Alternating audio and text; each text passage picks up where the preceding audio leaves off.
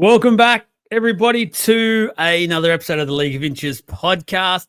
Round 23 in the books. There is some talking points. There is a lot to discuss. That is for sure with this one. Got Trav along for this ride. It's going to be one hell of a ride. I was warning everyone about that now. So there's plenty to talk about, plenty to discuss. Make sure you're in the comments as well. Make sure you let us know what you think when you're watching or listening. However it is, make sure you let us know your thoughts because there's a lot of great topics. And Matty Boy was great on debut. The nerves are out of the way now, so he's back bigger than ever, and he's ready to rip and tear like a true League of Inchian. Just thought that would just somehow come together, and there you go. Let's start off, boys, just quickly. Our fan-voted MVP. By the time people are listening to this will be live to vote on. Out of Ethan Strange, James Tedesco, and Clint Gutherson, who have we got as our player of the weekend? I'll go to Matt first. Ethan Strange or Clint Gutherson? I liked Clint Gutherson. I reckon he got the Dragons up. I reckon it was solely Clint. It was a massive performance by Gutho. Absolutely phenomenal from him. Trav? Yeah, I'm on the Gutho train as well. Just the way he led that from the forefront with the team that's on paper and what they did. I think it's a no-brainer. Ethan Strange was good, but a lot of Ethan Strange was finishing off work, and he had to have skill to do it, but he was finishing off work. Gutho was just more than just stats and the way he did it. He led that team. It was phenomenal to watch. And look, neither of us have mentioned Teddy, but he was pretty bloody good yesterday too. So, but yeah, I've got Gutho.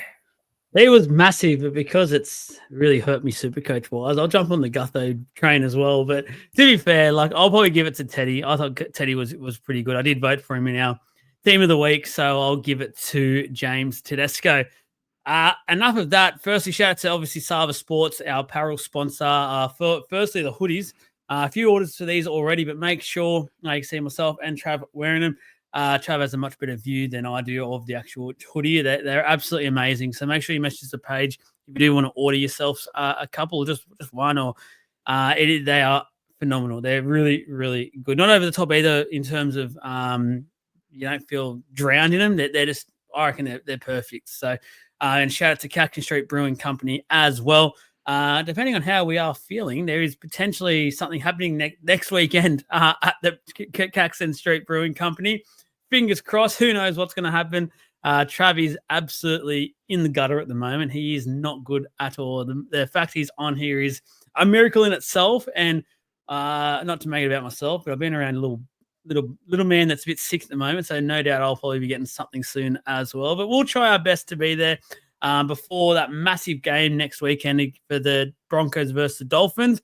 We'll be there having a few drinks and stuff to mingle out with all you guys. But let's get into it. So as we do now, there's so many talking points in this show. It's huge. So let's talk first of all trainers.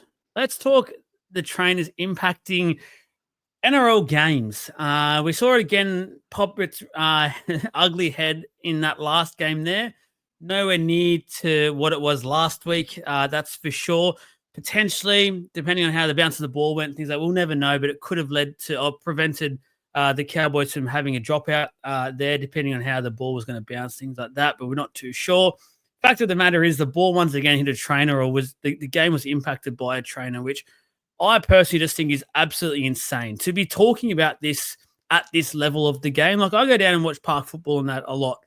The trainers are hardly on the field. And I feel like that's how it should be for NRL games. Like unless there's an injured player or if there's a try, go on, get the water in. NRL players do not need water every 2 seconds. These are the supreme athletes of our country. Like they're so extremely fit. If I can be out there when I'm 20 or something playing with my mates and not have a drink within about a 10-minute window because I've got to wait for either us to score or the opposition to score, I'm sure that these guys can wait until there's a big stoppage in play to get a drink. This is why we've got things like halfbacks in the game, hookers, fullbacks, captains. They control their side and they control how things happen on the field, not the trainer. The trainer should not be coaching anyone behind the scenes and not be like the rule at the moment of them being able to stay on for four tackles per set. I think it's ridiculous in itself. They don't need to be on there for that long. Like that's what we've got our Clearys, our Moses, our Cherry Evans, our Deardens. That's why we've got those players there. How are you feeling, Trav? You want to have your say on this one? Why you're feeling okay? Yeah. Look, I mean, to me, this is a simple thing. I said it. Was it last week we spoke? Yeah, because the Panthers one was last week. This game doesn't need to have a trainer sitting on the ground at any period of the time unless it's a stoppage. I'm just getting a bit sick of it. Really, there are things that. Look, I mean, the trainer one that happened this week, what was it, in the Cowboys-Eels game, I think is where you've sort of pulled it up as well. That was like, that's not the trainer's fault. Like, it literally went through Sammy's hands. It was Sammy, wasn't it? No, Cowboys players' hands. Yeah. It went straight through the Cowboys player's hand. He slipped it and it hit the trainer 20 odd meters away from where the ball originated from. Like, it's not a big deal, but I mean, it happened. There's nothing. I just, I'll make it really simple. Just get the trainers off. Make it. They don't need to be there. They don't need to do anything. They can call it from the sidelines and come on when there's a big stoppage or when it's a scrum. There's 30. Scrum. And there's 30 seconds in that. You can run around quickly, get a few drinks out, and then get off the field. Like, I'm just a bit sick of this. It shouldn't happen. Really shouldn't. And just on the one today, like, the thing that gets me even more is that they hadn't even had a tackle yet, the Cowboys. This was literally just straight after the Eels kicked the ball downfield. And all of a sudden, this trainer's straight on the field trying to run behind to coach effectively what they're going to do to get out of their end, which I just think's utterly ridiculous. Matt, I'd like to hear your thoughts. Yeah, well, I agree. As you're saying, Joel, like we're talking about spine, they're there to control the game, so those creative players, like they're very capable of doing that. And I do also agree, get them only on there for stoppages and tries. That's the only time they should come out there. They don't need to be there. The fact that do coaches not trust their players out there would be one question I'd would ask. And the other one is just because the game's speeding up and how we're getting the 6 agains and there's less interchange and whatnot. Mistakes come from fatigue, and that's what coaches worry about, is their players being fatigued. So the more that they can go out there, be a voice in their ear, I think that's what they want to do. So, yeah, I would just stamp it out, make sure that no one can do it except for an injury or a stoppage in play. Yeah, absolutely. I agree, which I think needs to start being obviously looked at by the NRL, discussed, but we know the history of the NRL at the moment. Not probably going to do that anytime soon. So let's just keep embracing the fact that trainers will be on there coaching these fully paid professional athletes, this is basically their job to do. It's like, well, you go back to the Penrith one last week, I've got no doubt in my mind Cleary would have organised that set basically the way it played out anyway, but just it doesn't look good that the trainer was on there the whole time looking effectively like the on-field coach. I think players like Cleary definitely have in their system to get it done. It's just unfortunate now that we've got these 2 weeks in a row, a bit of trainer gate. Let's get on to, I want to talk about something else, which has been a huge debate. I think it's fair to say, especially on social media. I want to say firstly, before we get stuck into this, something that's obviously been rearing its head for a while, and I keep trying to tell everyone on the page, try and ignore it, things like that. And it is getting to the point where it is getting a bit tough to just ignore some of the comments out there because, look, run the page, yes. Choose to be on the page and run the page, yes, as does everyone here. But you can disagree with what we have to say. That's all well and good. We've always said we wanted to have debates, happy to have heated debates with people about topics. It's the best thing about our game is that it brings out that emotion when it comes to these sort of thing. What we don't warrant is the just ridiculous name calling and the personal digs and attacks, which are way, way over the top. And that's not to say we don't I put myself out there for everyone to see. I just think it's an absolute joke what it's gotten to lately. And the fact that I don't think majority of the people that actually went on to talk about that post last night actually read what the post actually was about, because you were effectively agreeing what the post was said in the first place. So it was as if you just wanted to come on and have a bit of an attack, which is all well and good. Do it as you please. I put myself out there. But just to warn you, start reading, because some of you need to go and have a bit of a trip to OPSM. I'm just gonna put that out there, because you're clearly not reading what is getting put out there. So enjoy the heated attacks. I laugh at majority of it, but it is getting a bit how you're going. But anyway, Jared Sutton, he is probably the worst official we currently have in the game. What he did on the yesterday, this officiating last night. Now, look, I'm going to firstly say this sin bin and the sin bin-a-thon that he had, 4 in the bin, I agree with probably 2, maybe 3 of those. I don't know why the second Dolphin player went. I've watched it many times now, and I don't really quite get it. There is something that a few people have messaged me about today, and I did pick up on it live, which I want to question, because we heard Jared Sutton say very clearly, tell me who the Dolphins are. I want 2.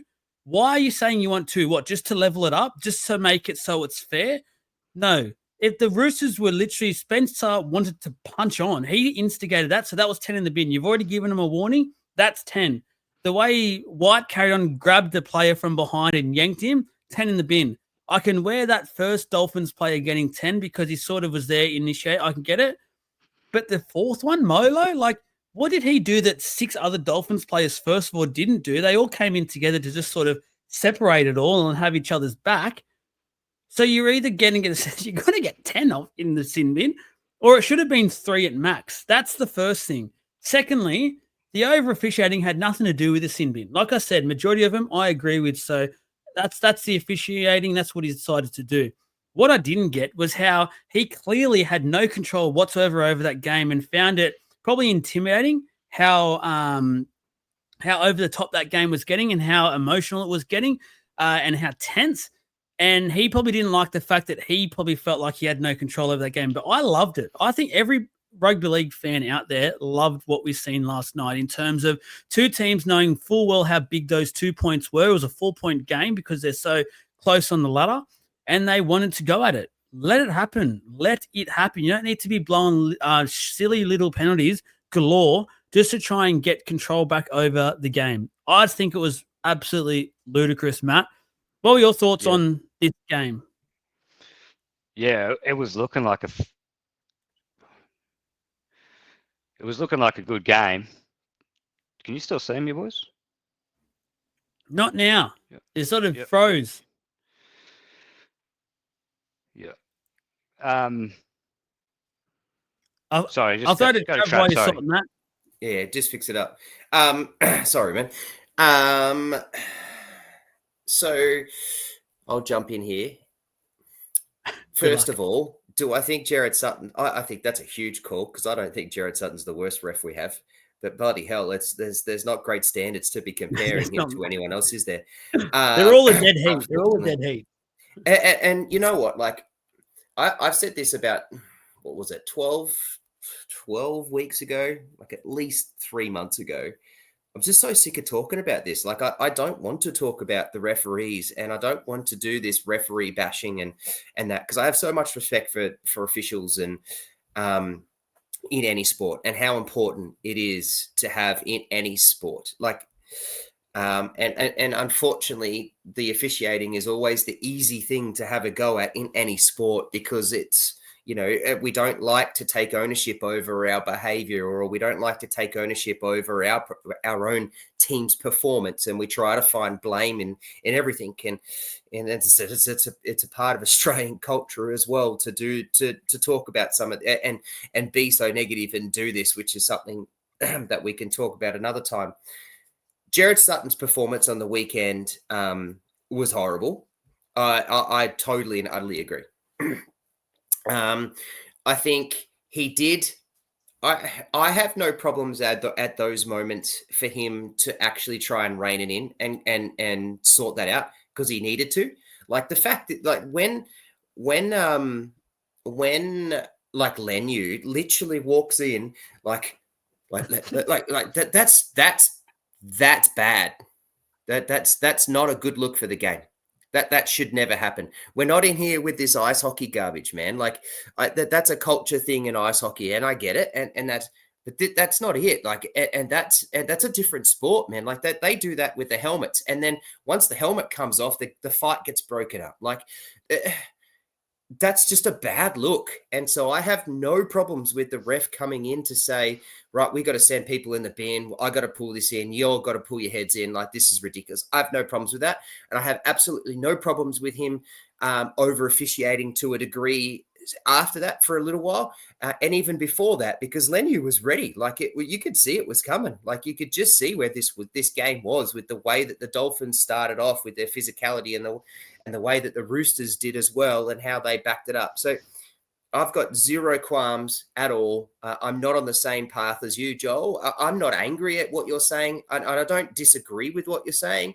And I do like what you're saying, but I'm not on the same path. I actually think he needed to come in. That's a bad look. I don't like those fights. And I don't like players literally walking in when he doesn't like it, like, palming up the hands and shaking the body ready to go. Like, that's garbage. And if he wants to do those sorts of things, go and find a different sport.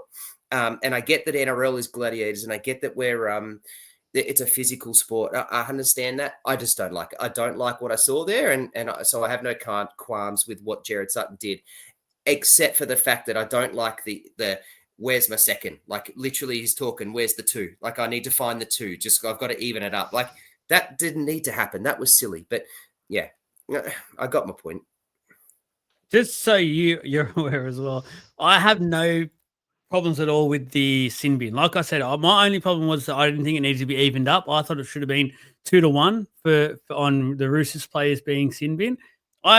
He warned him a minute before that, and then it broke into it again. So I get that. What my problems are is after that, him going out of his way to slow the game down to make sure that heat quickly evaporated, which I just don't think when we're getting closer to finals where a lot more of these games do mean a lot more, as long as they don't go over the top and a shoulder charging or a smashing each other, like you said, in a fist fight, which isn't a good look, I don't think the officials should be going out of their way to control how a football game is played and try and have their imprint on what's going on. Like we've seen straight on the kickoff, obviously Wong's incident, which was an accidental head clash, and we can't prevent that. Like that was just unfortunate. Heat of the moment, they're all going in. He wanted to make a big run. They wanted to smash him, which was great to see. Unfortunately, what happened, the result wasn't great to see. But seeing how much these 2 points meant to both teams, I loved. Yeah, I agree with you, but I also think what's the best way for him to rein everything in so that we can get the game to where we want it to be? Like, especially when it's heated straight after a fight like that and there's two blokes in the bin from each team. Like, it's for him to over officiate. He kind of, it's like, I'm with it. Like, I'm okay with that for a little while. He didn't do it for the rest of the game. That's because the Roosters freaking blew him off the park. But like, yeah, I'm okay with what he did afterwards. I don't think it really affected or changed the overheating of what you're trying to say and the passion in this game and how important those 2 points were. I think he just needed to rein two teams in that literally turned up, and you could see right from the get-go what it was going to be like early. And Jared Sutton just said, no, we can't be having that. And then off he went. So I don't have that problem with it other than, yeah, I don't think he officiated the whole game well, but yeah, I don't have that, but I think Matty's fine now. So I'm interested to see what Matty says.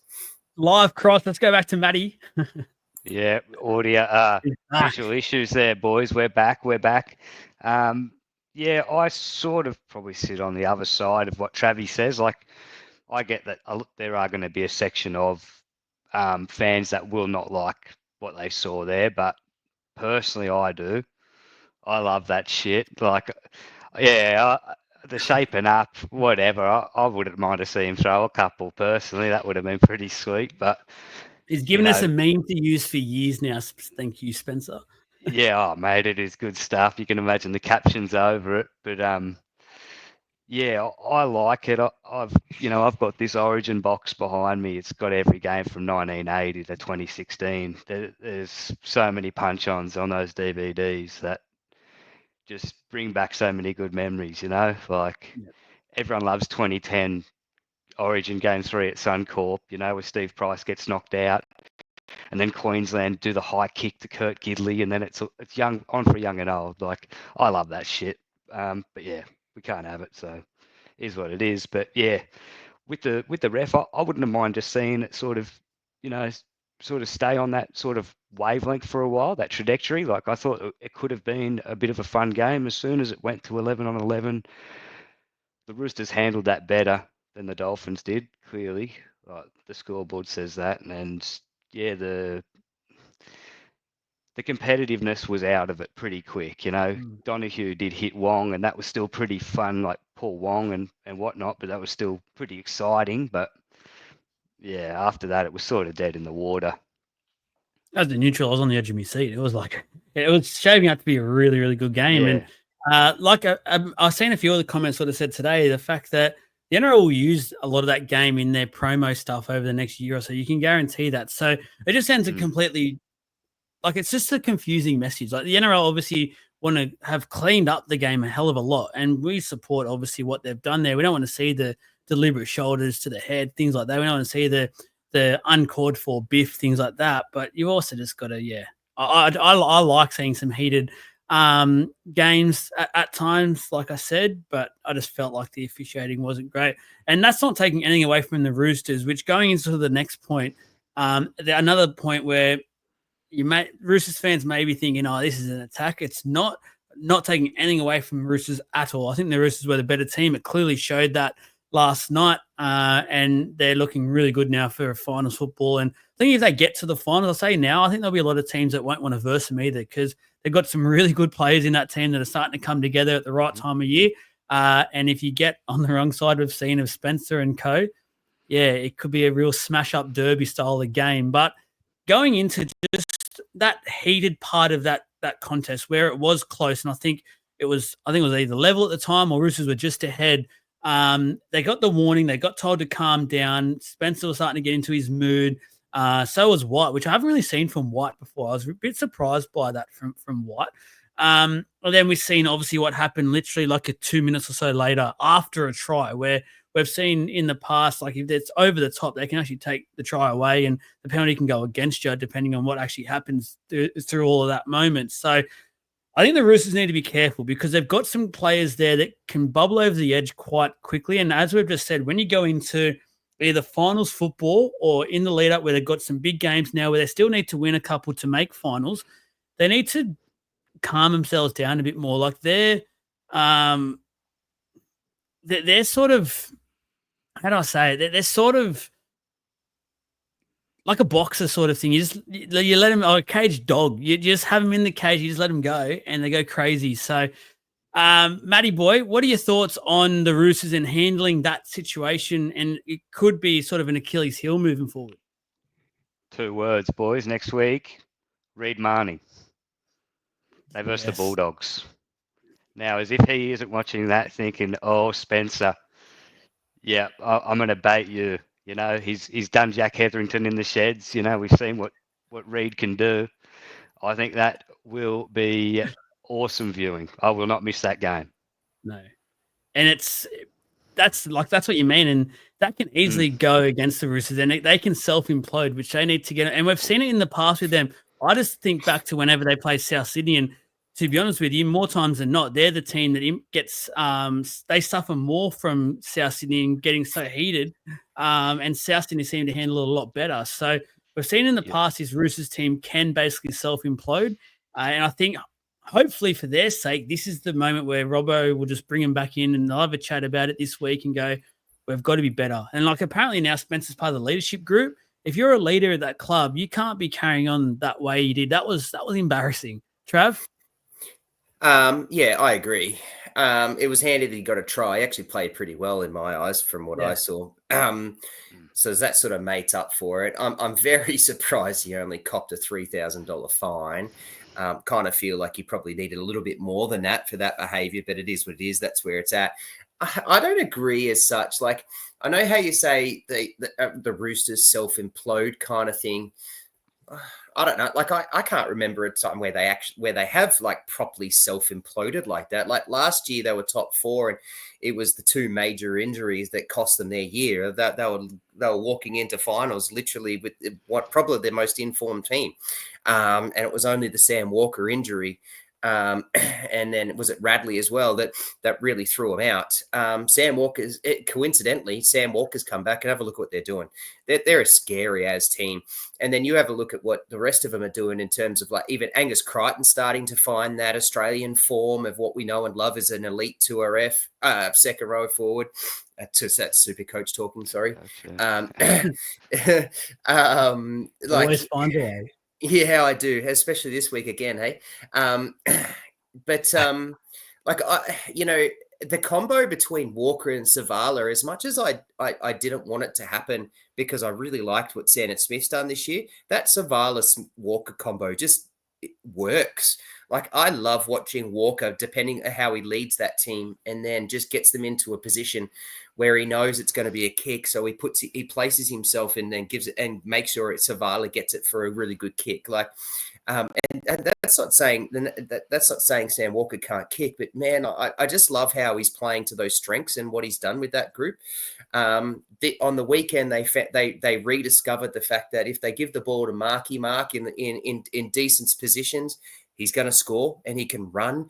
And hey, guess what? If you put it above his head, he can actually jump and take a grab too. So and I love being able to see that. And Sam Walker rediscovered the whole opposite side of the field. So I'm not going to say that they self-implode or have a history of it. I can't sort of remember it. I am nervous, like you said, to play the Roosters. They've got form and they're ready to go. And they've actually got a decent run now where there's some really good competition, but there's also a game here or there that's good for them to get through as well. So I'm really keen to see how they go. I sort of just more so meant emotionally. We've seen them implode at times where there's been a couple of South games and things like that where they've had multiple sin binnings and things like that, and they just sort of find it hard to come back down after a moment happens in a game where, to be fair, after everything happened, they did come back quite quickly once they got to 11. So that was it. And like you did say, Spencer did come back and had probably one of his better games of the year, which was. Do you reckon that's the JWH effect? Yeah, he's probably taken that mantle, hasn't he? He's gone. I need to be that figure, but he needs to sort of just continue to work on controlling that somewhat as well, which it's hard to control those players, as we've seen with even Jared, as experienced as he is, still had some moments late in his career where he went over the edge. So the Roosters just seem to have that one or two players in their team that just continue to do that, which obviously suits them. Going off to, sorry, Matt, you have anything else to say on that matter? No, boys, that's it. No, I'm good. Next bit, obviously this impacted a little bit today. We've seen Dylan Brown play at a position at the center, which I didn't think he had that good of a game, sort of got a bit lost throughout the game, and there was parts of that where I actually forgot he was on the field. And that's as a fan. But in saying all that, he was decent defensively. He was pretty good defensively, so he held down there, but just attack-wise, it was a bit of a disappointing game. Now, Bailey Simonson news, obviously that started just before the weekend started, and I put a post out, obviously, and then I put a post out afterwards. Firstly, to those questioning and going, you don't know what you're talking about, I just wanted heads up about social media and not necessarily the power, but what content creators and pages and that, just because like you're looking at the media and you don't think people who talk to the media also have people that they talk to that run pages and things like that. Like this whole social media world is growing very, very quickly, and it's becoming quite a powerful tool to have. I'm telling you now, and I can't obviously name names, things like that. There is people who very much communicate with either us, other pages, things like I'm talking managers, players, club officials, you name it. I promise you right now, I'll swear on my son's life that they talk. So it's not just the media these days. People talk. And I didn't need to go and post anything that I posted. I wanted to do it because I've always said, I want to give you guys who give us your time and attention, whether it's listening to a podcast, post, things like that. I wanted to let you guys in a little bit and tell you some information that I knew. Yep, our Legends group knew about it first. So quick shout out to the Legends group. But after that, I wanted to make sure it all got out to you guys, and you just knew what was going on there, and we had to post some truths behind things that get reported by the media, which, funnily enough, you all seem to believe all the time, and then whenever it suits you, you have a go at the media. But anyway, I'll tell you right now where things are at here. Bailey Simonson, for what I am getting told, will not be at the club for much longer. So he will be out the door. Who that is to, I'm not too sure. There's obviously a lot of talk about the Titans. I've also heard a little whisper about the Tigers. So I'm not too sure what's going to go on there. But the fact of the matter is he will not be at the Eels too much longer. It is starting to get a little bit messy. But from all reports and what I've been told by that camp, Bailey doesn't have a bad word to say about the club itself, but he's not happy with a few of the ways things have been handled and what's been said to him and things like that. And then the other side of the fence, they've got their say. And you don't need to know, but I want to know what you boys are thinking, because obviously you don't have the attachment like I do to the club. And Bailey Simonson has been a really good player. He's obviously been riddled with injury over the last 18 months or so, which has cruelled him. He was on last year. Yes, it was a struggling year for the Eels, but before he got injured, he was probably going to be our player of the year. And then he just unfortunately got injured. And then I think Gutho ended up taking it out, which was well deserved. I know Reg did, which shouldn't have happened. It should have been Gutho. But anyway, Trav, Bailey Simonson, if he was available, would you want him either at your club, or do you think he'd be a good signing? I think he would be a decent signing. Would I want him at the Storm there, because that's my club?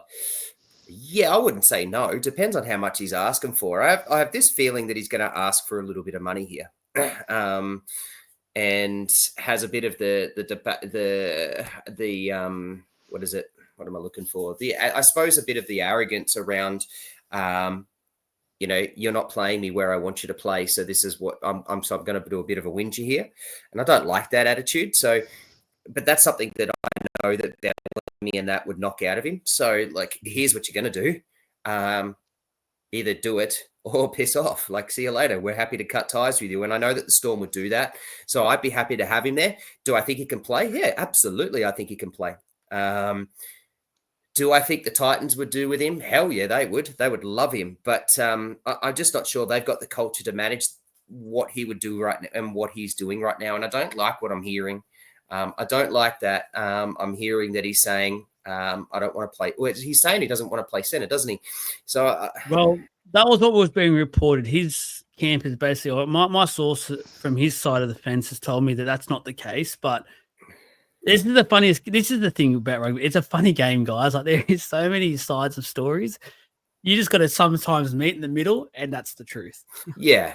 But even then, even if it's not the truth, the fact is that it's come out and it just doesn't sound, I don't like it. Nah, I don't like that type of thing. And those things, that's generally not something people make up. If that and it might come out that it is not right, or it's misconstrued, or it was changed in a different way, but that's not generally something people make up. So there has to be some element of that, of truth, some degree to it.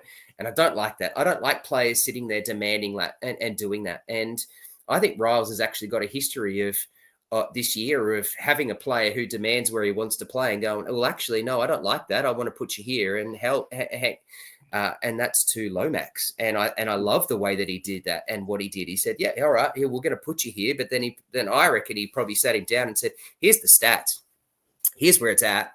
Here's what you're doing. It's not working. We want you here. And have a look at how Lomax has played since he's been put there. So, I really like what Riles has done, and I think Simonson kind of needs to pull his head in here a little bit and go from that. But yeah, to answer your question, I would take him as depth. I reckon I'd actually prefer him over Meany in the centres for us. I think it would be a really good mix next to Warbrick. But either way, he's a starting centre for someone. There's going to be he's got the talent for it. Someone just needs to be able to rein in that attitude.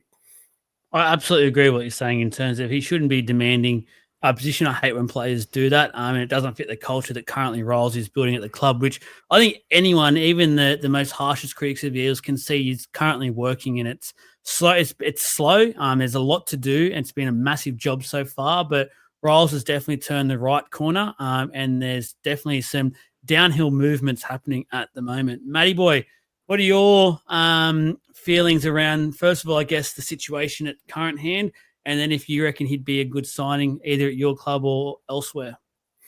Yeah, well, obviously I don't have the insights like you, but they were saying stuff like asking for a release 3 times in a week and stuff like that. I don't know if that's all true, but again, as you're suggesting, that sort of points to the attitude and potential issues there. Even prior to the last 18 months, so he's had a fair few injuries. So he played 20 games in 2023. That was his most successful year in terms of stringing games together.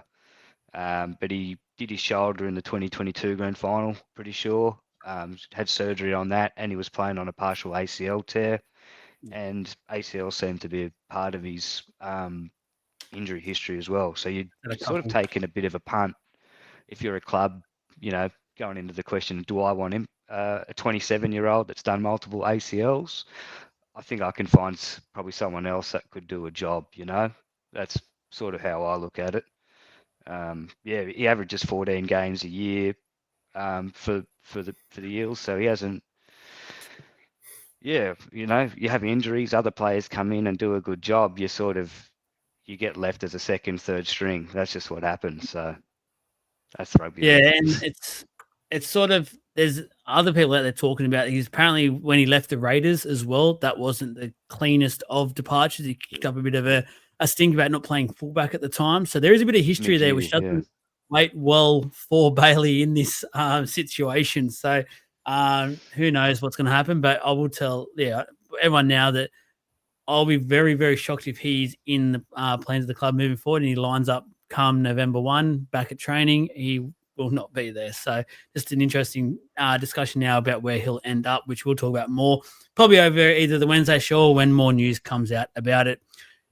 Matt, here we go. Your Brisbane Broncos. I'll tell you what, we obviously had a bit of we had a League of Inches Cup again this weekend. Now we've got new Matt in. So we had the Storm against the Broncos. Felt like 3 weeks ago now. I don't know about anyone else, but it's been a long couple of days. When you're locked in a house basically with some sick people, tell you what, the days just drag on and on. There is so much football you can watch as well to get your mind off it. The Broncos are actually doing quite a decent job here, Matt. And then all of a sudden, a play that was looking like a Broncos try or potentially a Broncos try results in your two playmakers going down, which I've never, ever seen before. If someone can tell us in the comments, there's ever been a play before where two players get injured with the same injury, please. I just think this is the first time ever. Mam Reynolds gone, and then 20 minutes later or so, maybe a bit later, Cobbo as well, who was looking pretty decent in this game and looking like he wanted that wing spot in the run to the finals, realised that, hang on, I'm actually a good player here. I can actually make a bit of a difference to this run into the finals. So I'm going to say it now, 3 big losses. Obviously, people have their reactions about Mam and Karma, things like that. I've seen everything on social media, but let's talk about the injury. Let's go away from all that now. At the moment. I'm his harshest critic, but let's get away from it. Let's talk about the injuries. What are you going to talk to us, Matt? You're the Broncos guru here. How much does it impact your team moving forward? Because there's talk that it could be season over for at least 2 of them, maybe 3, depending on how deep in the finals you go. Yeah. Well, just on the injury thing, I think Brennan Smith and Sam Walker did their ACL in the same game last year. Was it the same play, though? That was the same game. It wasn't the same play. Yeah. It was the same game. Yeah, I can't think of the same play. But, that does hurt us. We're lucky that we have Ben Hunt, who's a representative player that can slot in. We can take him out of hooker, put him at halfback. 5'8", I'd imagine they'll chuck Billy Walters. Jock Madden's injured, and Kobe Black's still quite young. He played under 20s Origin. I think you just keep blooding him in Q Cup. So Walters will play 5'8", then we'll probably whack Smoothie at hooker, and then potentially Corey Pakes on the bench. I think that's probably how Billy they'll run. Walton. And Oh, wait, 5'8". Yeah, sorry. 5'8". Yeah. Billy Walters will play 5'8", and then they'll probably just bring Karapani back in, I'd imagine, for Cobbo. So obviously, of half the Was 5'8". Karapani dropped from form? Was it? I think he was dropped. Yeah. I couldn't see. I looked at the injury list and he wasn't on there. And we've still got the second rower to come back, Piakura. He was concussion, so he's still got to come back in. But yeah, there's people talking about that Kobe Black play, and that no, don't do that. You know, we've seen Broncos play halfbacks too young, too quick, and it just kills their career. Like Ash Taylor, Tom Dearden was lucky he got out in time. You know, yeah, that could have been another one that was gone too. So yeah, and we've got injuries all over the shop as well. Just Willison as well. He's a big injury. So our forwards are hurt, and Bentakura also did his foot in Q Cup 2 weeks ago. So another big forward that's out for us. Wow. So yeah, Now, we've got injuries everywhere. I've got another question for you, which I want your head to answer, not your heart, which I know is going to be tough. You're 2 points now are inside the 8. There's a few teams now looking like they're starting to find a little bit of form, a couple underneath you that are struggling as well. So it's a bit of a mixed bag, which might help you as well. Do you think because of these injuries, that they're key injuries? I know you've got some pretty good replacements, but they are key players. Can you see you making the 8 still, or do you actually genuinely feel like there could be some question marks around that? I'd like to think out of the last 4 games we win 2. Like I can see Knights, Cowboys, Dolphins, Storm.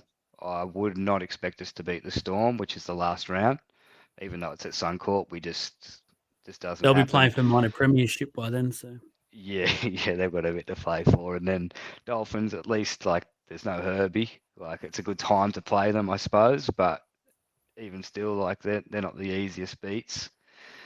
And then Cowboys, I'm pretty sure we've got away. So it's never easy playing in Townsville, even though the Cowboys are shit.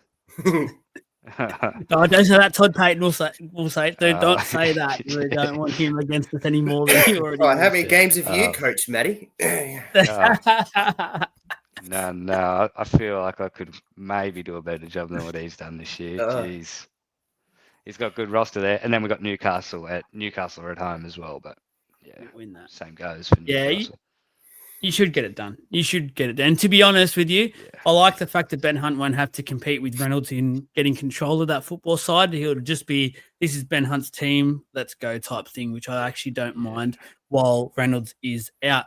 Trav, what are your thoughts? Because to be fair, I feel like I've said this a lot so far this year. Storm went at their best against the Broncos, not taking anything away from the Broncos, who did try really hard. There was a point there where it did look like the Broncos were going to go head-to-head with you. You've obviously then had these injuries happen at the point that it did. You must have been sitting there going, oh, I can breathe a bit now. Here we go. Yeah. Look, it was a comfortable game. I'm at the point, I really like the way we defended. Attack-wise, yeah, there's a lot to be desired, but I really liked the way we defended. And, you know, the history has said, and our sort of ethos and our blood of the Storm is built around the defense. And so it's good to actually see that back with a few weeks to go. And I hope that that picks up and continues to pick up with a couple of tough games we've got coming up. But full credit to Cobbo. I just want to give him a shout out quickly around that chase down on Coates. No one runs Xavier Coates down, and he ran from the opposite side of the field and ran him down right at the end and stopped that try. Like that was just immense. That was Dearden-esque like what he did last year, and that has to be the best try saving tackle of the year, I reckon. Now, is Cobbo a loss? I'm not going to say Cobbo's a loss because Cobbo only just came back, and for some reason Madge doesn't really want to play him. So I think Cobbo's not a big loss. Although I actually really rate Cobbo and think he's a really good player. So I just think the Broncos and the way they've handled him is poor. But yeah, I'm not going to say that he's a loss. Is Reynolds and Mam a loss? Yeah, absolutely. But what you have a look at what happened on the weekend when the two of them went down. What did they do? Well, they just quickly put. Well, they put Walters straight to the hooker, put Hunt in and said, basically, you run this team. And I think they put another forward in because they had to, because there was no one else left off the bench. But they put a forward in and Hunt just took over, and so did Reece Walsh. And I really liked the way that combination and how it worked. So I don't have any issue. Like, are they going to be as good? No. Do they get through a few wins? Yes. I think they beat the Knights. I still think they go and beat the Cowboys. And then who knows what happens in that last round against the Storm and sort of where that's at. And whether that's any type of meaningful game for the Storm. It'll be a meaningful game for the Broncos, no doubt, but whether the Storm is, so then that depends on what happens and what team gets put in front of them. So you just never know. But I'm with you, Matty. I think they win 2 games. I think they're going to be fine. And let's be fair, Joel, and you just said this just before. You know, Ben Hunt basically ran the Dragons for a few years as pretty much the sole half. And did a pretty bloody good job. So I think he'll be fine with running that team and doing what he's got to do for the Broncos. So I don't have huge issues with what their impact and how it's going to stop them. The other thing too is they have a differential of 104. So they've actually got a pretty good points differential. So that really helps. And when you're 1 game ahead and got that point differential, you've got to lose 2 games there's got to be a 2-game turnaround, and a 2-game turnaround with 4 games. That's pretty hard to stuff up. So I think they'll be fine. This weekend's a big game, isn't it? Because that's one of those 4-point swing now all of a sudden. And the Dolphins are a team that actually can match them when it comes to that points differential that we're talking about. So if they do, let's say if they were to hypothetically lose on this weekend coming up to the Dolphins, all of a sudden just that little bit of pressure comes of it, where if they win it, they've got that little bit of a gap again. They've got a few teams that are in and out of form below them, and it's almost, we'll get into the finals pretty comfortably from here on in. So a massive game this weekend, even though it already is. It's obviously the big brother, little brother style of a game that we look forward to. A lot more at stake all of a sudden. And I reckon, respectfully, I think the Dolphins will now look at it going, you know what, they've lost a couple of their key players. We might have a chance here of getting it done. And then the Broncos will be looking at the Dolphins thinking the same thing, going, they've got no Herbie at the moment. They've just got absolutely belted. We've got a good chance here to win a game without some of our big stars as well, which will be handy for the Broncos. I wonder if that conversation is actually the opposite. I wonder if the conversation is the Broncos are going to go, hang on a second, they just got belted. They're going to be ready. Like that was very off the cards. No one expected that. Like most of you all tipped the Roosters. I tipped the Dolphins, but I sure as hell didn't have on my bingo card they'd lose by 50. Like that was incredible at Brisbane. Yeah, that was incredible. And the thing is, the Dolphins could lose. They could afford to lose a game, but they couldn't afford to get belted. And that point differential was the second best point differential in the competition. And it's now been reined very quickly in. So like, this is a really important game, this Broncos Dolphins game next week. And it's very interesting. I can't bloody wait. Hopefully I'm bloody healthy again. Just quickly, your thoughts on that game. We won't get to your thoughts any closer to it, Matty, but there'd be a little bit of nerves, I reckon, knowing that we've seen it in the past. These teams can bounce back from these sorts of smashings and come in the next week and they're a completely different team. Yeah, well, that's right. But I feel like at least we come in with a set squad again. We're not playing like we were against Melbourne where we were depleted. We're going to have a week to run and get used to these sort of combinations. I'm sure they would have done it during the year and anticipated that this would have happened. I don't assume that this will be anything sort of new for him.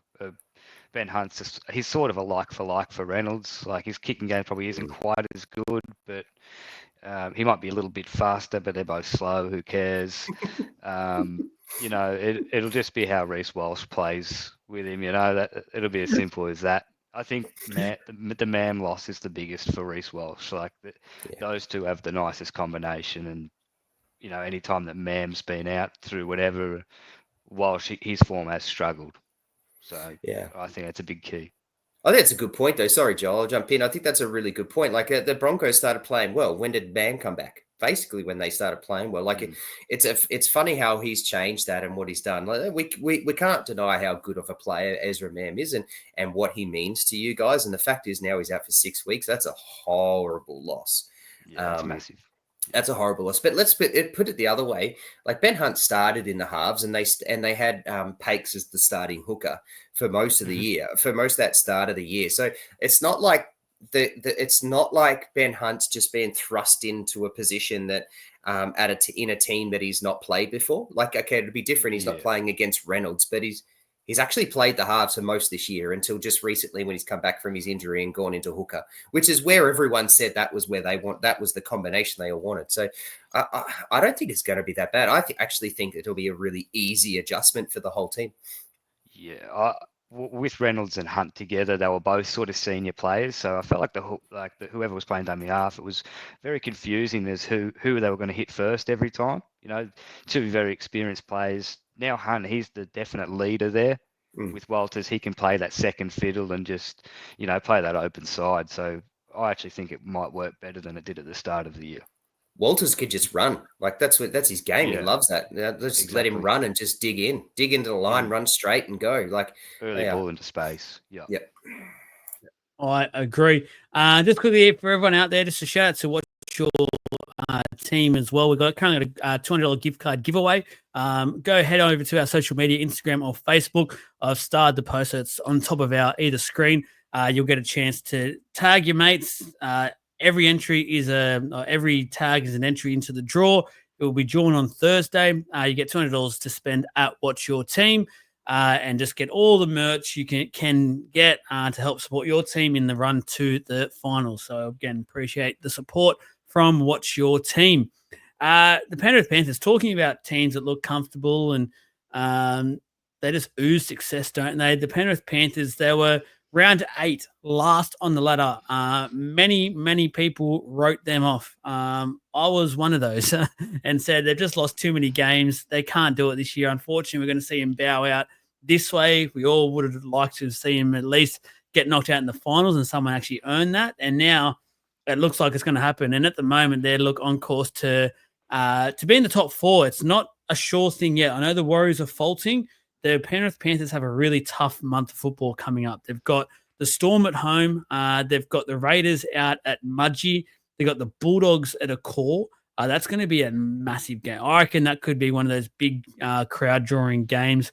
When is it? It's a Thursday night, though, which is a shame because that's generally struggled to get the crowd figures there, especially at a core on a Thursday night. And then round 27, a month ago, this would be an easy game, but the Dragons have really started improving. Got the Dragons last game as well, which they won't be any pushovers. So if they do make the top 4 from here, the Panthers, they've already earned it in terms of they've had a remarkable win streak at the moment, but they've got some tough games. I don't think they'll win them all, but I think they'll win enough, and the Warriors won't win enough to guarantee they do make the top 4, which I'm excited about. And I think, and I'm going to go to Trav first on this because his team is in the top 4. I reckon you'll be keeping an eye on this over the next few weeks, Trav, because if there's one team you don't want to be versing week 1, I know you will say you love the challenge and you need to beat the best, but Penrith Panthers week 1 of finals is not the team you want to be versing. No, no, but I don't think that'll happen. I think week 1 it'll be Raiders Penrith because I think Raiders are going to finish on top. So it's the Bulldogs and the Storm trying to fight it out for who gets the first home final, and they'll finish 2nd and 3rd because it's 1 versus 4th. So for anyone that doesn't know how it all works, I think Panthers have locked in that 4th spot. I think I legitimately think as a Storm fan, where I'm walking into this game. I said as I walked into last week's game, that Broncos game was a danger for us. And to start off with, it was. We ended up winning pretty comfortably and we got some defensive form. I'm not confident. And at this point, I'm actually going to tip against my team and go for the Panthers this weekend on Thursday coming up. I think Panthers are just the form and the way they played and where they're at. They're just chugging along nicely. So I actually got them. But I think they lose to the Raiders in the week after that. Actually, to be fair, I think they also lose to the Bulldogs at a core, but then they beat the Dragons. So I think they've locked away that top 4 spot. They've got 4th. We don't have to play them in the first final. And more than likely, we'll have to play them. If we end up meeting them, we'll meet them in the prelim, I hope. And that's okay. I can manage them in a prelim in Melbourne, hopefully, if that's the way it all pans out. But that's sort of my prediction. I like them. I said this a few weeks ago. I actually said this when they were on the bottom of the ladder, that it sucks. It really does. To have a team that's dominated the competition, won 4 in a row, lost the 5th one, and they're sitting on the bottom of the ladder just doesn't sound right. It doesn't feel right. It didn't feel right for me, even though we lost last year. It just wasn't right. And I know there's lots of people out there going, stuff it, pet stuff, Penrith, who gives a shit, blah, blah, blah, blah. Like, it just doesn't seem right. It just didn't feel right, like the way that they were on the bottom. So I'm loving it. I'm loving that they're pushing it. And I love the fact that they're pushing everyone around them to make them wake up and go, hang on a second, we've got to contend with Penrith. We just start pulling our heads out and start playing. Well, I love that. I love that competition that they're causing. And it's single-handedly one team is causing that for everybody. And I really love that. I do as well. I think it's so dangerous now to have, and my team won't be playing finals, but I'll tell you what, I'd be a very nervous fan of an opposition team playing finals this year now, knowing that we will probably have to beat the Penrith Panthers at some point, obviously depending on how the draw shapes up, to win the premiership if we are going to do that, which would make me extremely nervous. I just think when it comes to finals football and the Penrith Panthers, they become a shark that can smell blood, and they're just a beast that just evolves into something we haven't seen before. So they're currently my premiership favourites. I think that highly of them at the moment. I know they haven't played the best football over the last couple of weeks, but I also think in a way they might be priming themselves for this little run that's coming in, and then they're going into finals football as well. So I'm not too worried about it at the moment. I think they're just doing enough to get some wins. They needed to do that. Now they're sitting there going, all right, let's go. Matt, your team obviously is one of those that will be in the finals, probably in the second half of that, but which might mean you have to verse Penrith at some stage. How are they going? How have they done this? Yeah, they haven't lost since round 12. I'm pretty sure. Yeah, they lost. And also Origin would be like their downfall. We're like, Origin period, they won't get wins. See you later. Mate, they rested Cleary when they versed South. They beat South 30-10 on this run because obviously Cleary had the groin injury through the Origin period. They managed it to perfection. Back in Origin 2, I was sort of thinking, Penrith, they're going to struggle now. Like Cleary, he's only just getting held together by sticky tape. All of a sudden, last week, he's kicking 2-point field goals. He's dominating the comp again at the right time of year. The it is long, but it was just long enough for Penrith to do this. It perfectly timed. And yeah, I wouldn't be surprised they win the comp. That after their first win and 5 losses, I think they were $31 to make the 8. $31 to make the 8 after, I think, round 7, I think that would be. Blaze Talangi, he's starting to find his place in the team. He's making way less errors. He's slick.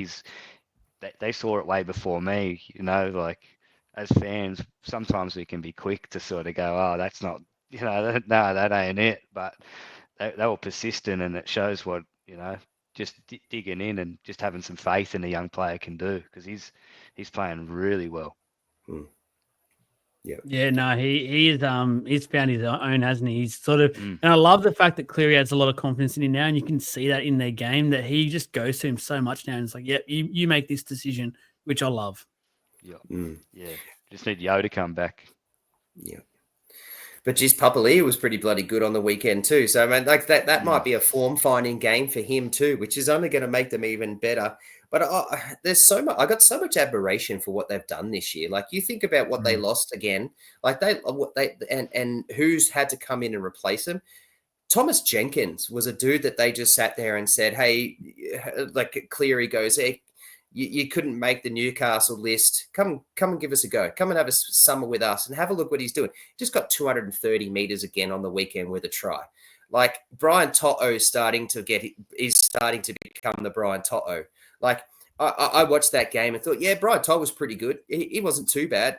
But I didn't think it was super. And then I looked at it, 243 meters, 6 tackle busts, 3 line breaks. And I'm like, what? Like, that's just classic Toto, where we underrate how he is. I love the combo now with Blaze, Talangi, and Cleary. Like, that's awesome. And Talangi just looks so free. Another game where he's just got so many meters, 170 meters again on the weekend. But then to replace, like, the way that they've gone with their forwards and what they've replaced them, like Lindsay Smith has taken up a whole nother level to his game. Garner is picking up. Liam Martin is relishing being able to every now and then come off the bench and just be that pinch hitter. it's just a scary team and what they're doing. I've got so much admiration for how they've come along. And then I'll give one last shout out. And I purposely did this. Casey McLean has been an absolute beast the last 3 weeks. Gosh. And he's just really coming to our own. And there's another one that they've well, not so much uncovered, but just been able to find a way to unleash the shackles and go bang. And these guys are keeping Paul Alamotti out of the team, who was playing pretty bloody well this year. Like I've got so much admiration, and I'm loving what they're doing. I agree. I absolutely agree. And I'm supposed to hate the Penrith Panthers. I can't. I'm actually in awe of what this club is doing at the moment. And the fact that we're in the middle of just talking about it, and actually some of us have them as our favourites to get to five competitions in a row in the NRL era, where you go back and look at the players they've lost. Arguably this year, they've been impacted the most by who they lost coming into this year.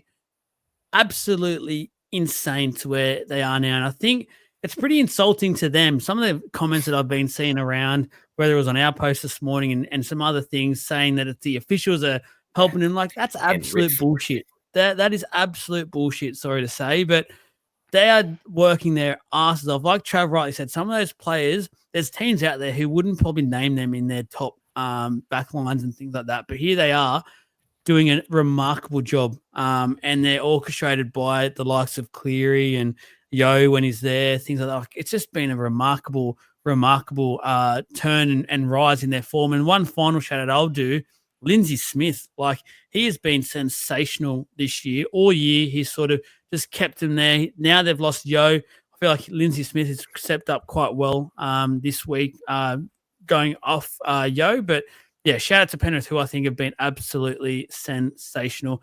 And like I said, you do not want to verse them come finals. I'm so looking forward to the next 3 weeks to seeing how they go against all these big teams, to see where the other team is at as well. I think there's so many cool games to come. A team that I'm not very big on at the moment, surprise, surprise, the Cronulla Sharks. Shout out to you there. We've spoken a bit about you guys over the last couple of months, because more often than not, it seems to be you're putting in more disappointing performances than good. I'm just going to say it now, and we've criticised them in the past about this, and I'm very keen to hear what Matt has to say about them. They just don't seem to have a plan B, Matt. They just want to do everything with the plan A, and then as soon as a team puts up a fight, they have absolutely no idea what to do, and they just fold over. And not necessarily they fight and get beat by 30 or 40, but they just have nowhere else to go. Where coming into this week, there was people talking about the fact that they've got a chance here with their run of their draw and stuff to actually finish top 4. Very slim chance, but they had a chance to do so. And then they came out to put the performance in like they did, and not taking anything away from the Dragons. The Dragons were sensational. We just spoke about it before. Gutho led from the front, real captain's knock, and they all followed, which was awesome to see. But the Cronulla Sharks, we've been fair income, should have won that game, wanting to be a top 4 side, being a finals football side. And again, Matt, we're just seeing the fact that plan B doesn't exist for the Cronulla Sharks. No, it doesn't. That game particularly, I was watching, and Cronulla were on their heels in defence a lot, in their own 10, defending their own try line. They were sliding and moving backwards, just like big no-nos that are like pretty obvious, especially for first grade. Like, Dragons just ran through some easy tries. In terms of no plan B, I think you've got a halfback that's not used to playing halfback. He hasn't played halfback his whole career. He was a fullback at Melbourne. He can't. Yeah, I don't see like the Sharks, kicking an early 4th tackle through Nico. Directing the forwards, just hitting them up like. The roll ball penalties from AFB, it's a lot of easy mistakes that, they're not hanging in and playing tough. I don't mind the idea of classic. I think Trindle should be their 7. He seems to be the more natural football player. He's got more variation. He's got nice pass. He's got a nice running game. He's got a nice kicking game. And then just let Nico play his running game at 5'8". I think, yeah, it adds a different dynamic to them at least, and maybe less readable, potentially. Yeah. And I noticed a lot on the weekend, their sort of plan A was to hit their edge forwards and they just kept going side to side trying to hit him, and it became so predictable that the Dragons are just eating it up. And you just have to have plan B, C, and D. Like you even have an E for crying out loud. We've seen it in so many. Like we just spoke about a team in the Panthers who, yes, we're talking about the best halfback in the competition, but mate, he has plans up to bloody Z. He has something on the go at all times, and it just seems like Cronulla as a club, they just have this plan A, and that is it. Trav, we've spoken about him at length in the past, so I probably know what you're going to say, but it's just disappointing to see them in that position on the weekend where they could have really set their season up and looked really promising for a really high up finish. Now, there's people out there going, they might not even make the 8. I think they'll still make the 8. I think that's a shoo-in. That'll be fine. Yeah, I think it's disappointing. You look at that list. I mean, I had them. I need to have a look, but I'm pretty sure I predicted them in the top 4 at the start of the year. Like, if you just on paper, that list is good. But like, Will Kennedy got 221 meters on the weekend, but I don't really feel like Will Kennedy actually did anything with those meters. Like, it aware of what he does and how he goes about it, and they know that all he's going to do is run, so they stop him. Like, we've been called it. I think you're right, Matty, and we've been calling for a change with Trindle and Hines for most of the year, and it hasn't happened. And you're talking around having to make sure that there's an A, a B, a plan A, a plan B, a plan C, etc. Well, who's that? Who's in charge of that? It's the coach. And unfortunately, the coach is so stubborn that he doesn't make any changes. And this is to the detriment of this team. This team is just literally, it's named as is every single week, exactly where it is. And it only makes a change when an injury happens and not on form or anything. And to be fair, if you have a look at some of these stats, most of these players have got pretty good stats this weekend. So, like, you know, form-wise, numbers, like, they look good, but they're way out of form. Like, you think about that, you have a look at what happened last week, and that second half, like, they should have put 50 on in that second half and absolutely blew them away, and they didn't. And that form has carried straight into this game. And I'm on you. I'm on exactly what you're saying, Joel. I want to be very careful here, because we're sitting here having a go at the Sharks, but really the Sharks played the way the Dragons told them to play, and they did exactly what they wanted them to do, and they played exactly that way, and the Sharks had no plan B to change that, which is what the question's about, right? So the full credit to the Dragons and what they did, because the Sharks did exactly what Dragons wanted them to do, and the Dragons adjusted here and there where they needed to. The Sharks didn't, and I'm really onto this coach, and I think the coach is... he's got his head on the line, because he has to, surely, because you look at that roster and that list, and it's way better than where it should be, and it's way better than losing a game here in round 23 to the Dragons like that. Two opportunities at the end of the game. Cronulla had a man down, but they had the ball in the Dragons' space, and they could attack the left side with so much room. Yes. Sloan did what he always does. He rushes out, and they made the overlap, but they can't execute a simple play. That's just simple, short passing. Oh, it's a 3-on-1. I laughed at that too. Like the 2 times the Talakai one. Oh, man. Like, I looked at that and just thought, what the... Like, even my daughter, my 7-year-old daughter, looked at it and said, what is he doing? They had their chances. It was so bad. It's funny that you mentioned the stats, and you said that a lot of their players have good stats for that game. And I actually feel like that's probably a downfall for their side, especially their forward pack, is it feels like they just go out there to get their numbers and go, yep, I've done my job. Coach says, well done for doing your job in the review during the week. And that's sort of, all right, off we go. Like, there's no on the ball sort of thinking and eyes up sort of footy, we always say, but it's really is the case for the Sharks. Like you just said, Matt, like there's simple football there that's being left out there that they're just not grabbing. And there's been so much talk about this squad and this side for so many years now, and so many try and say how good their back line is, their back three and all that sort of stuff. But like you said, like about Will Kennedy, I don't want to be harsh to the bloke, but again on the weekend, he might have ran for a fair few meters, but there was no real threat at any time when it came to the Dragons being on defensive mode, when it came to Will Kennedy being fullback. Like, and they've just obviously then now lost Cade Dykes, who's a really exciting player once he gets his body right, to the Bulldogs. I just look into this moving forward and go, have they even tried to fix this moving forward? Because at the moment it's going to be another year next year. It's going to be the same. And they just added AFB. AFB should have been the guy that really elevated this team to be that big contender this year. They've gone backwards. Yeah, 100%. Like I'm not sure, Maddie. I'll make it really quick, but I'll talk because you look like you're ready to jump in. But you made a really good point. Like these guys have got these stats, and that's what I said. Like statistically, they've got it. But you have a look at your forwards. Like AFB, 171 meters, and according to the NRL.com, 1 tackle bust, no line breaks, no line break assists. Like that's your premier prop. Your premier major brick wall, and he doesn't get through the line, and he doesn't even break a take. He breaks one. You go through the rest of it, like so Britton Nickera, renowned for being the best line runner in the competition, 49 meters, no tackle bust, no line breaks. Teague Wilton, 84 meters, 1 tackle bust. You go through Cam McInnes, who's just an absolute workhorse who just loves it. And yeah, okay, we know that he just gets 100 tackles a game. But again, like Cam McInnes, 62 meters, no tackle bust, no line breaks. Like no one's getting through the line. No one was actually getting through and doing anything. Like they're getting the meters, but they're not doing anything with it. Like it's not until you go down to Hamlin Uele with 3 tackle busts and a line break in his 36 minutes off the bench. So like, to me, that's just deplorable. And if you're not getting any run, you're not actually getting any go ahead through your forwards, then there's not much anyone else can do. But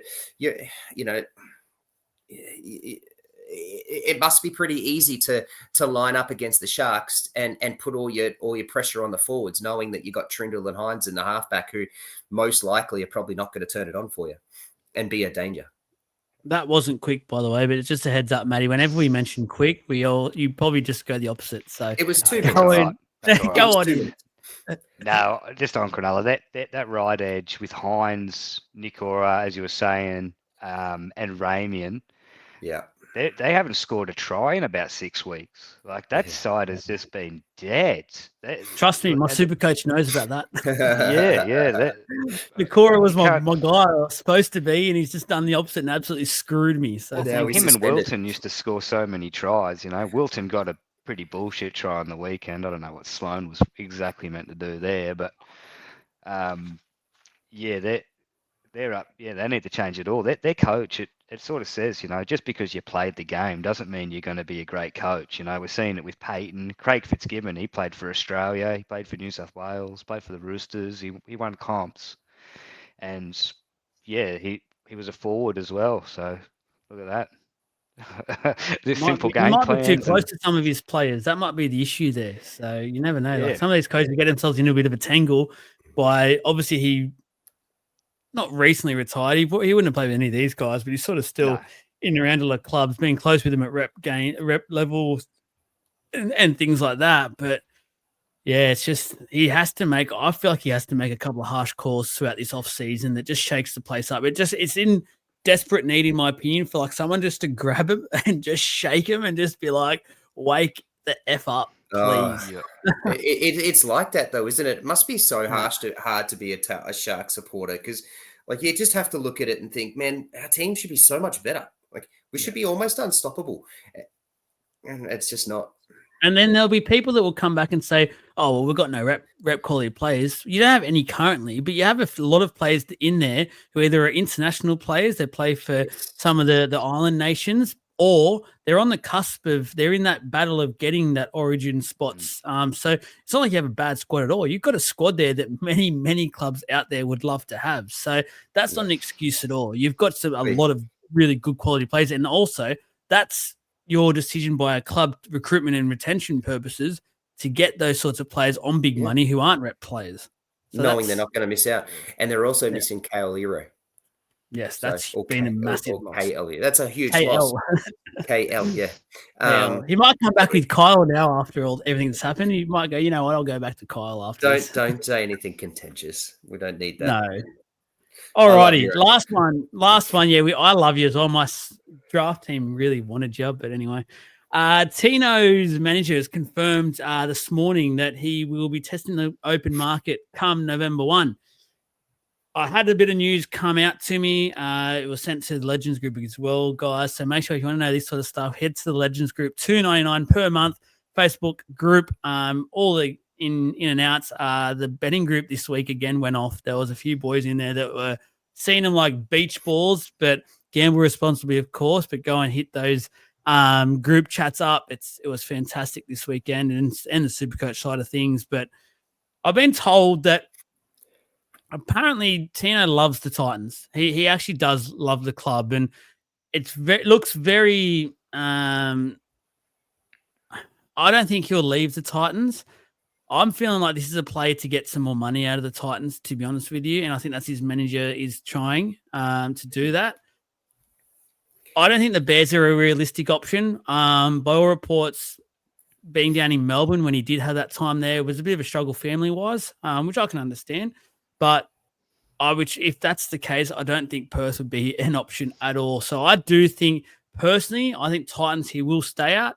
If there was a club I had to pick that he would go to, even though I did say he did just struggle at that, it's either I think going back to the Storm has something about it. I just think it has something about it. No, I just said there was some struggles there, but if I had to pick someone who he was going to, it'd probably be the Storm. Matt, what are your thoughts around this?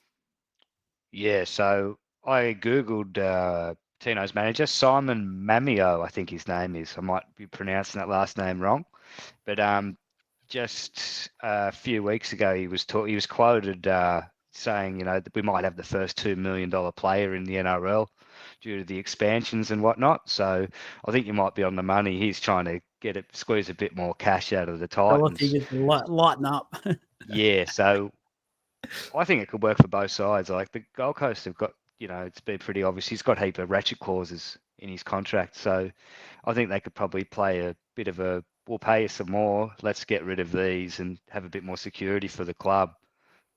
Because you'd want to lock Tino in. He'll bring good players to the Titans. He's a gun. So yeah, keep him at all costs. I'm glad you mentioned that. Before I go to Trav to see where, obviously he'll say he won him at the Storm, but we're going to dig a little deeper into that one because there'll be some players he needs to get rid of to make that happen. But firstly, you mentioned that contract. I'm so shocked still there's not much to say about this contract. This has to be probably the worst contract ever written up by an NRL club. To have your captain have basically, 7 get-out clauses over the next 7 years or something is utterly ridiculous. Like, that should be, first of all, your captain of your club who should be saying, I'm here for the long haul, let's get this done. To give him so much power in his manager, they've done it to themselves at the moment. Like, I don't feel sorry for the Titans at all. Like, that's horrible management from their point.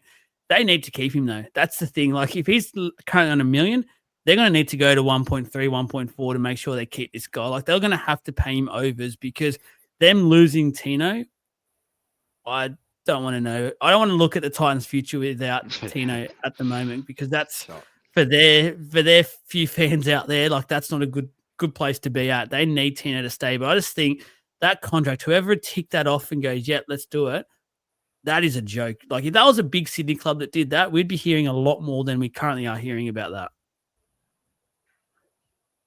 Yeah, oh, sorry, Matty boy. Yeah, sorry, mate. Yeah, no, agreed, mate. Yes, he's been a manager since 2005 too. So, not throwing any Smart accusations manager to get those in. We know what these managers can be like. So, yeah, we'll see what happens here. Hopefully, he stays. Yeah, Trav. Just firstly on the contract side of things, and we've brought up a few times over the past, but again, it's just not much media attention at all, which is shocking in itself. But that's a ludicrous contract. Oh, it's a silly contract. You should never have the player option. I don't like player options in any of these sports, especially let alone 7 in a row, and then offer it to your captain, who you need to have, who's the lifeblood of your team. Like, yeah, it's a silly contract. Yeah, I don't think there needs to be any more chat around how dumb that is. Where's he end up? I mean, any club would be silly not to take him at any pay. Really, he's an amazing guy. He's an amazing player. He's a cultural lifter. He draws the best out of people, and and he's just a good he's a community dude too. So he ticks the boxes for literally everything you want to have, and then he's actually a very, very bloody good player. So like you've got all of it in one. So he's worth every single cent that you can get out of him, and that you can pay him as a club. So yes, I would absolutely love that sort of fairy tale to end up back at the Storm. There's ways we could go about it, but that's me dreaming. I actually, to be realistic, and to be fair, I want him to stay at the Titans because I just don't want the Titans to suck. And I have a soft spot for the Gold Coast Titans. I like a lot about them. I like a lot of their players. I like their stadium. I like the Gold Coast. So I want them to be better than they are. So I don't want him to leave. But yeah, this does all scream money. I don't think he goes anywhere. Like when he left the Storm, we all knew why. Like he left to go home. He wanted to go with his missus. He wanted to go with his family. We all knew what was going on there. I don't think he goes to Perth. Like they're not going to go and do a 4-hour flight away. Like it's just not going to happen. It's not the easiest flight, Perth to Brisbane either, or Perth to Gold Coast. It's not a comfortable flight that you want to be doing it every now and then to go and see family. That's not going to happen. Look out, maybe Dolphins or Broncos. Who knows? But it would then, yeah.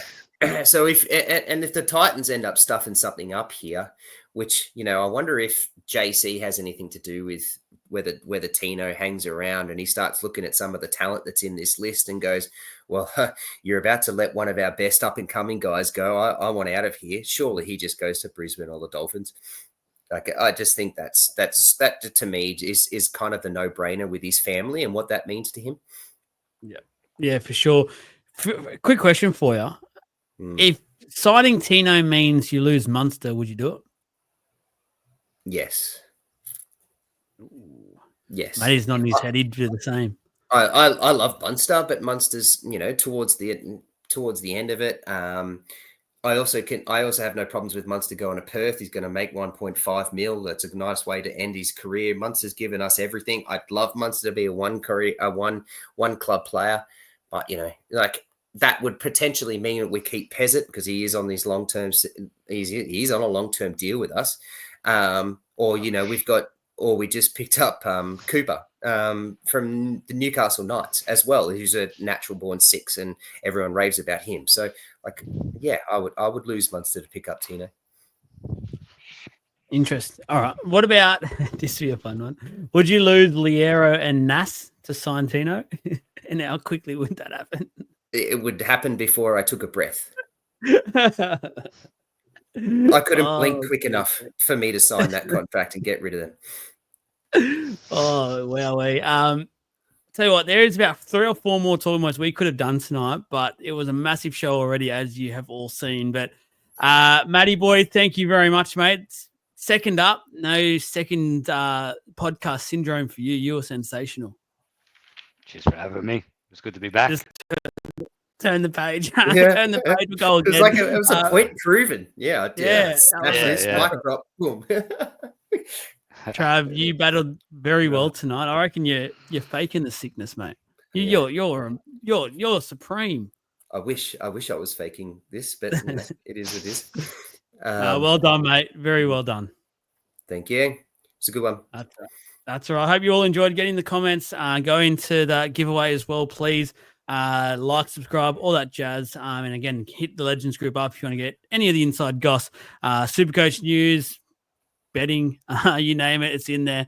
And it's only $2.99 per month. Absolute steal. Thank you very much. We will see you all Tuesday night for the podcast, Supercoach podcast, and Wednesday night for our live show, which we'll go over a lot more of the points that we couldn't get into tonight. So don't go us in the comments. Good night.